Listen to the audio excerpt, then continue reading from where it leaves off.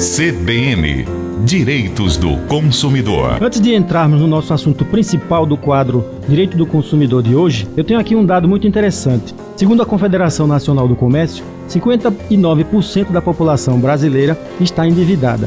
Desse percentual, 2 em cada 10 pessoas está com o nome registrado no SPC e no Serasa. Mas antes de chegar no SPC e no Serasa, é importante que a gente lembre que existe muita cobrança. As lojas, os bancos, os escritórios jurídicos e os escritórios de cobrança começam a tentar recuperar esse crédito e, no afã de tentar receber, começam a cometer certos abusos. Por exemplo, longos telefonemas diários, ameaças de colocar o nome no SPC e no Serasa, acusações de que o devedor é um malandro, indagação de o que o consumidor estava fazendo com o dinheiro que não pagou aquela dívida, ameaça de provocarem a perda de seus empregos, a não ser que a dívida seja saldada. Enfim, uma série de abusos cometidos pelos credores que coloca o devedor em uma situação de constrangimento. Eu estou aqui com o advogado Marcelo Madeiro, especialista em direito civil e em direito do consumidor, professor de direito empresarial e direito do consumidor.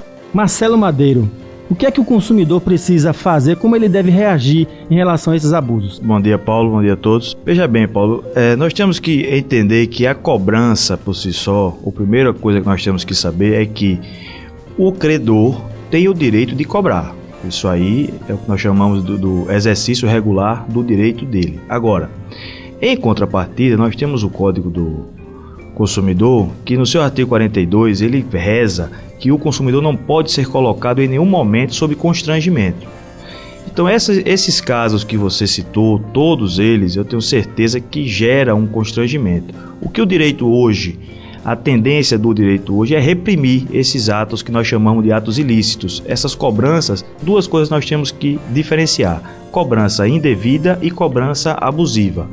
A indevida, geralmente, como aquela que você não fez, aquela dívida que você não gerou, aquele débito que está sendo imputado a você e que você não criou. E para esses casos, até o parágrafo único do mesmo artigo, do artigo 42, ele até prevê que se você pagar esse débito que é indevido, o que você pagar a mais, fique bem claro que não é a dívida toda, se você dever uma parte, mas for cobrado a mais, esse valor, esse saldo a maior, você tem direito a recebê-lo em dobro. Isso é uma cobrança que pode ser tida como indevida. Esses outros casos que você citou, Paulo, estão todos devidamente no artigo 42, que diz lá muito claro que o consumidor não pode ser exposto ao constrangimento.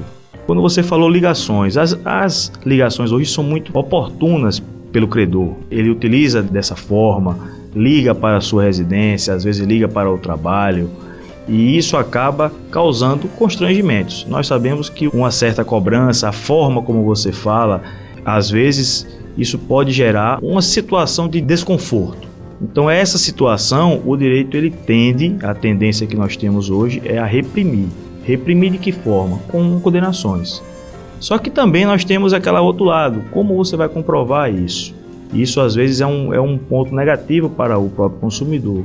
Mas eu sempre oriento a todos aqueles que passarem por isso a sempre anotar o horário da ligação, perguntar quem está ligando, anotar o nome da pessoa, se é de um escritório de cobrança, como você muito bem colocou, Paulo, se é da própria empresa, se é de um terceirizado. O consumidor ele não deve ter medo, porque o código, eu sempre digo isso até, Paulo, que o código é do consumidor.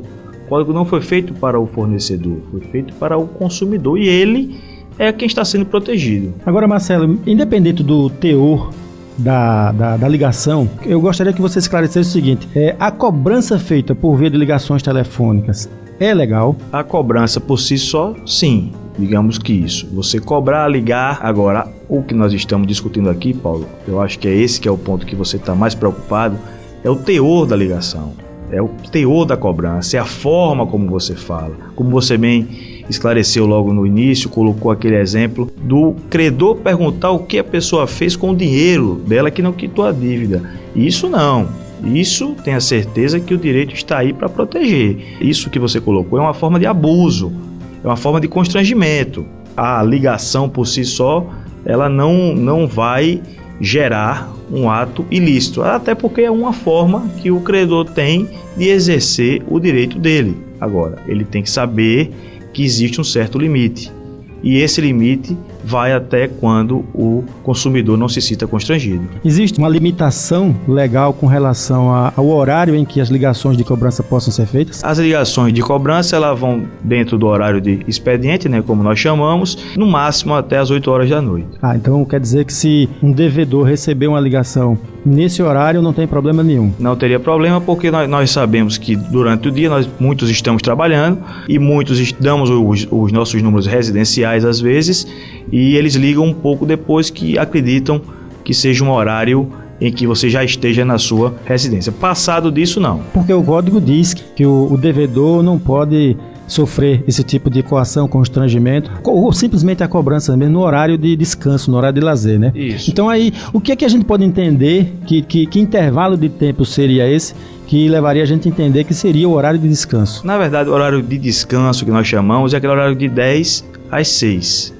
né? 10 da noite às 6 horas da manhã, que é o horário que nós temos como de descanso, mas também tem a parte do lazer, né, Paulo? Então até às 8 horas é um horário que a própria jurisprudência tem entendido como um horário aceitável. Após isso, não. Queremos agradecer a presença do advogado Marcelo Madeiro, que de hoje por diante vai nos honrar com a presença aqui com os seus comentários e dizer aos ouvintes que participem do nosso programa escrevendo para o e-mail painelcbnalagoas@gmail.com. Traga o seu caso do direito do consumidor, traga o seu caso de cobrança, a sua reclamação, a sua sugestão e a sua crítica, que nós estaremos aqui com o Marcelo Madeiro para responder. CBN, Direitos do Consumidor.